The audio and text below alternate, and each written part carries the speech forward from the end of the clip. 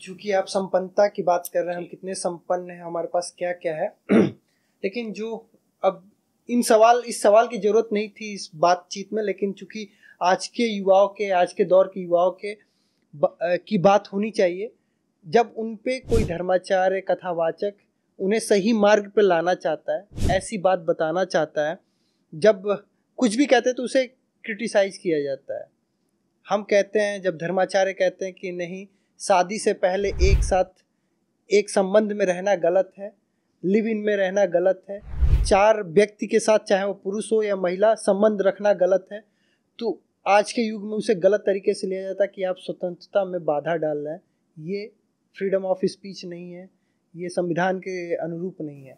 इसको आप कैसे देखते हैं? नहीं, मुझे लगता है कि फ्रीडम और स्वतंत्रता, जैसे आप स्वातंत्र कहते हो, जिसको आप इंग्लिश में फ्रीडम कहते हो, ये शब्द ही मुझे लगता है पूरी तरह से आपको बर्बाद करने के लिए बनाया गया है।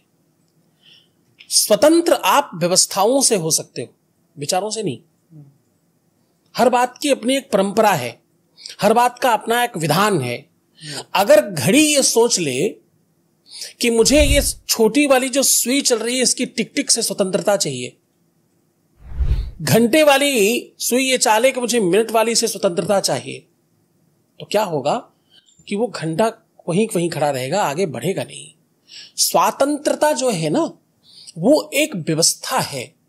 जैसे भोजन करना एक व्यवस्था है, आप दोपहर में करेंगे, सांझ में करेंगे, सुबेरे करेंगे, पर 24/7 भोजन ही करते रहेंगे, ऐसा संभव नहीं है। स्वतंत्रता आपकी अपनी ताकत है, स्वतंत्रता आपकी अपनी बहुत बड़ी व्यवस्था है, स्वतंत्रता आपका गहना है, होना ही चाहिए, इसमें कदाचित कोई संदेह नहीं। लेकिन उसका उपयोग करना, अस्त्र होना और अस्त्र का उपयोग करना आना, ये दोनों अलग अलग बात है। उसकी एक नीति है, उसकी एक व्यवस्था है। भगवान विष्णु के चरणों से निकली हुई गंगा को भगीरथ ने स्वतंत्र किया। क्या किया? स्वतंत्र कर दिया। कमंडल में थी, उससे आगे बढ़ी, उनके चरणों में पहुंची, बोले और आगे बढ़ने दीजिए, इसको स्वतंत्र कीजिए। तो आकाशवाणी हुई, बोले सुनो सावधान, अगर गंगा को स्वतंत्र कर दिया गया तो समूचा विश्व धरातल में चला जाएगा, जलमग्न हो जाएगा, कुछ बचेगा नहीं। बोले फिर? बोले स्वतंत्र कर तो रहे हो, इनको संभालने के लिए बीच में कोई व्यवस्था डालो, अन्यथा संभलेगा नहीं। वो चल पड़ी वहां से, अब तुम संभालो। तो क्या करें? बोले भगवान शंकर की आराधना करो, जल्दी उनको मनाओ, वही है जो संभाल सकते हैं। भगवान शंकर ने अपनी जटाओं में उन्हें समाहित किया और एक बाल छोड़ दिया, उससे समूचा विश्व आनंद कर रहा है। स्वतंत्रता तो हुई, उस स्वतंत्रता में एक नियम, एक पद्धति भगवान शिव रूपी लगी। इसका मतलब क्या है? भगवान शिव त्रिशूल रखते हैं, 3 प्रकार के शूल हैं। भगवान शिव कौन है? संहार करता है। संहार करता कौन होता है? संहार करता उसको कहते हैं जो कानून व्यवस्था बनाता है, नियम पद्धतियां बनाता है। पुलिस वाले को देखिए, वो तत्काल रूट, कुछ भी इधर उधर हुआ तो फिर आपको अपना थोड़ा बल दिखाता है, ऐसे नहीं होता है, ऐसे करना पड़ेगा, खड़े हो यहीं, इधर से इधर नहीं जा सकते, इस समय लाल बत्ती है। तो ये क्या है? ये नियम पद्धति। अब स्वतंत्र कर दीजिए चौराहे को, क्या होएगा? ट्रैफिक बंद, सब बंद हो जाएगा, सब सत्यानाश हो जाएगा। स्वतंत्रता बहुत अच्छी चीज है, पर उसका उपयोग करने का विवेक रहना बहुत आवश्यक है। भगवान शिव की तरह अंकुश लगाइए, नदी के किनारे अंकुश में होंगे तो नदी बहुत बेहतरीन बह करके निकलते हुए सागर तक जाएगी, समुद्र में मिलेगी, उसकी यात्रा संपन्न होगी। जिन नदियों के किनारे टूट जाते हैं, जिन नदियों के किनारे फूट जाते हैं, वो वहीं समाप्त हो जाती हैं, कहीं न कहीं जाके विलय हो जाती हैं, उनका अस्तित्व समाप्त हो जाता है। थोड़ी दूर चलने के बाद वो किसी और नाम से जानी जाती हैं। गंगा सदैव गंगा रहती है, वो किसी और नाम से नहीं जानी जाती। जहां जाएगी वो गंगा ही रहेगी। बाकी कितनी नदियां हैं जो अपने नाम से नहीं जानी जाती। यहां कोई और नाम है, आगे चलकर कोई और नाम है, कहीं और जाइए तो कोई और नाम है। गंगा, जमुना, सरस्वती, नर्मदा, ताप्ती, चंद्रभागा, कावेरी, पयोष्णी, कृष्णा, भीमरथी, तुंगभद्रा, ताम्रपर्णी, विशालाक्ष्मी, सरस्वती, कौशिकी, गंडकी, विश्वामित्री। अरे कितने नाम है नदियों के हमारे यहाँ। ये सब जगह परिस्थिति व्यवस्था के आधार पर है। गंगा गंगा गंगा है, क्यों? वो स्वातंत्र तो है, उसमें स्वतंत्रता तो है, पर एक अंकुश है भगवान शिव की जटाओं का। किनारे बंधे हो तो वो सुसज्जित चलते चलते चलते चलते सागर तक मिलती है। एक जगह से निकली और अपने आखिरी पड़ाव तक पहुंची, निर्विघ्न, बेबाक, निष्पक्ष, निष्कलंक वहां तक पहुंच गई। और अंकुश टूट जाए तो बाढ़ आ जाता है, बाढ़ आएगी, कई गांव बह जाएंगे, सब बर्बाद हो जाएगा, सब समाप्त हो जाएगा। अंकुश बहुत आवश्यक है जीवन में। हम जब मर्जी तभी उठते हैं, हमारा सोने होने का कोई नियम नहीं है। ये क्या हुआ? ये निरंकुश हो गया। हम इतने बजे ही भोजन करते हैं, भैया हम तो 12 बजे ही भोजन कर लेते हैं, सांझ को 5 बजे के बाद में कुछ नहीं खाता। ये क्या है? ये अंकुश है। अंकुशित होना, स्वतंत्रता में अंकुश रहना, स्वयं का ही सही, कुछ पद्धतियों में बंधे रहना आपको और बहुत बड़ा बना देने की व्यवस्था है। मन करता खूब मिठाई खाओ, मन कहता अगड़म बगड़म उल्टा सीधा कुछ भी खाते रहो, कोई रोकथाम मत करो, स्वतंत्र रहो, जो मर्जी खाते रहो, जो मिल जाए चकाचक खाते रहो। क्या होएगा? बीमारियां, तकलीफें, मुसीबतें, थकान, एंजाइटी, जाने क्या क्या क्या क्या बढ़ जाएगा आपके जीवन में। क्या हुआ? किया क्या आपने? थोड़ी सी चीज शुरू की, स्वातंत्र हो गए आप। स्वातंत्रता अंकुश मांगती है कि देखना इंद्रियों के न घोड़े भगे। 10 इंद्रियां है ना, मन, बुद्धि, चित्त, अहंकार, आपकी प्रवृत्तियां हैं, आपकी सोच है। तो देखना इंद्रियों के न घोड़े भगे, इन पे हरदम ये संयम के कोड़े लगे, अपने मन को सुमार्ग बनाते चलो, कृष्ण गोविंद गोपाल गाते चलो, अपने मन को सुमार्ग बनाते चलो। श्रेष्ठ होने के लिए जिम करना पड़ता है ना। क्या है? अंकुश है ये, कि हमने आज कुछ खा लिया, इस कैलोरी बर्न करनी है किसी भी तरह से। हाँ, क्या है ये? अंकुश है। आप देखिए पूरे जीवन में जहां भी आपने अंकुश लगाया होगा, उस तरफ का जीवन आपका सर्वश्रेष्ठ हो गया होगा। जहां बाउंड्री आपने सेट, जहां बाउंड्रियां आपने बना ली। बाउंड्रीज चाहिए आपकी सोच में, आपके विचारों में बाउंड्रीज चाहिए, अन्यथा क्या है? ये तो विनाशकारी नदी है, सब समाप्त करते हुई चाहिए। चंदान बिना भक्षत चर्मदंडीम, सब भक्षण कर लेगी। मन की प्रवृत्तियां तो बहुत तेज है ना, इसको तो कोई ही विश्व का बिना अंकुश लगाए श्रेष्ठ नहीं हो सकता। श्रेष्ठता एक सीढ़ी पर चढ़ने की व्यवस्था का नाम है। श्रेष्ठता क्या है? एक सीढ़ी पर चढ़ने की व्यवस्था का नाम है।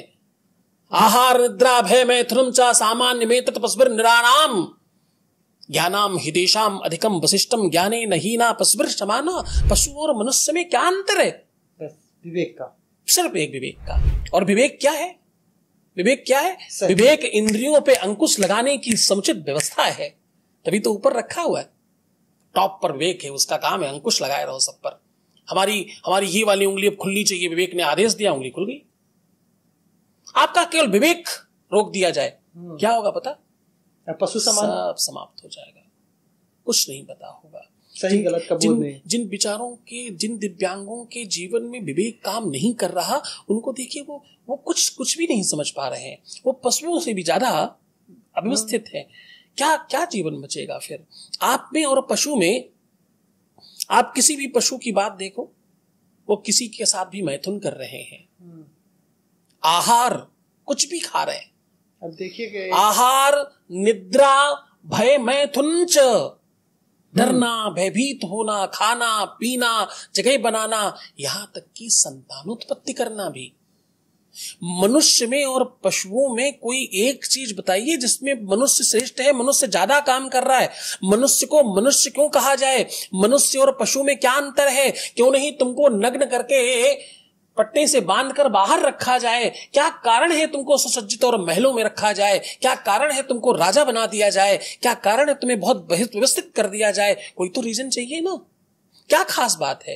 तुम्हारे मरने के बाद तुम्हारी खाल किसी काम में आती है क्या? हाँ जी ना जी? नहीं ना। तुम्हारे बाल किसी काम में आते हैं क्या? हाँ जी ना जी? नहीं जी। तुम्हारी हड्डियां किसी काम में आती हैं क्या? नहीं, बिल्कुल जलाकर खाक कर दी जाएंगी।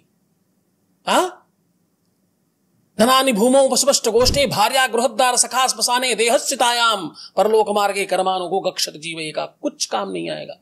कुछ भी काम नहीं आता मनुष्य का। आंख, नाक, कान, मुंह, हड्डी, चर्म, कोई भी वस्तु सब। और जानवरों की हर कुछ काम में आता है। जानवरों की विष्ठा, गोबर भी काम में आता है।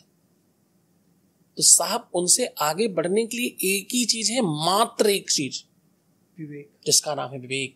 ज्ञानाम हितेशाम अधिकम वशिष्टम ज्ञानेन हीना पशुप्रशमाना मनुष्य रूपेण मृगाश्चरन्ति। क्या मनुष्य के रूप में जानवर बन के घूमते रहे? हम जहां जो मर्जी करेंगे, हम तो यही कर लेंगे। हम अरे कुछ भी करो भैया, तुम्हारा जीवन है, बिल्कुल करिए, खूब अच्छे से कीजिए, दबा के कीजिए, दिन रात कीजिए, और समझ के करो। तुम जो कर रहे हो इसका परिणाम क्या है? आप अज्ञानता में कर रहे हैं, फिर रोते बिलखते यहां वहां भटकते घूमेंगे, उन्हीं महाराजों के चरणों में जाकर के उनकी धूल चाटते घूमेंगे कि साहब ये ठीक करिए, मैं बहुत परेशान हूं, मैं बहुत दुखी हूं। दुख का कारण क्या है? दुख का रीजन क्या है? कौन बताएगा तुमको कि तुम दुखी नहीं होगे? उसका कारण कैसे बनेगा? कैसे वो साधन बनेगा कि तुम दुखी हो ही नहीं? आप मुझे ये पूछो कि भैया दुख कैसे समाप्त हो सकता है, तो मैं क्या बताऊं? मैं कहूंगा अंकुश लगाओ, अपनी इच्छा, अपने जीवन में अच्छे कर्म करो, बुरी चीजें करना बंद करो। तुलसीदास जी ने लिखा, सुख और दुख का कारण क्या है? क्या कारण है? तो गोस्वामी तुलसीदास जी ने लिखा इस पे, बोले अवश्यमेव भोक्तव्यम काया से जे पातक होई बिन भोगे छूटे नहीं कोई। तुलसीदास जी ने लिखा है, एक एक चौपाई पर पूरे पूरे वेद और वेदांग का सार छिपा है उसमें। बोले काया से जे पातक होई बिन भोगे छूटे नहीं कोई। कोई मतलब कोई, राम भी हो तो भी, भगवान भी हो तो भी कोई छूट नहीं सकता। काया मतलब शरीर, पातक मतलब पाप। मोबाइल में देख रहे हो आप कुछ भी अगड़म बगड़म सगड़म, आपको लग रहा है ये अच्छा है और इससे कोई गलत काम नहीं हुआ तुम्हारे ऊपर, हुआ। जो तुम देखते हो, जो तुम सुनते हो, जो तुम समझते हो, उसकी प्रतिक्रिया आपके शरीर में शुरू हो जाती है। उदाहरण बताऊं? उदाहरण है कि तुम टीवी में पिक्चर में कोई रोने का सीन देखो तो रोने लगते हो, इमोशनल हो जाते हैं। कोई हंसने का देखो तो आप हंसने लग जाते हो। आप कोई भी बहुत आपको तेज में करने के लिए, क्रोधित करने के लिए कोई ऐसा सीन आ जाए, भारत माता के ऊपर, कोई वीर के ऊपर कोई बात आ जाए, कोई शहीद के ऊपर कोई बात, आप बिल्कुल ताजगी में आ जाते हो, अरे ये तो बहुत गलत हुआ, भारत माता की जय, होना ही चाहिए। आप कैसे?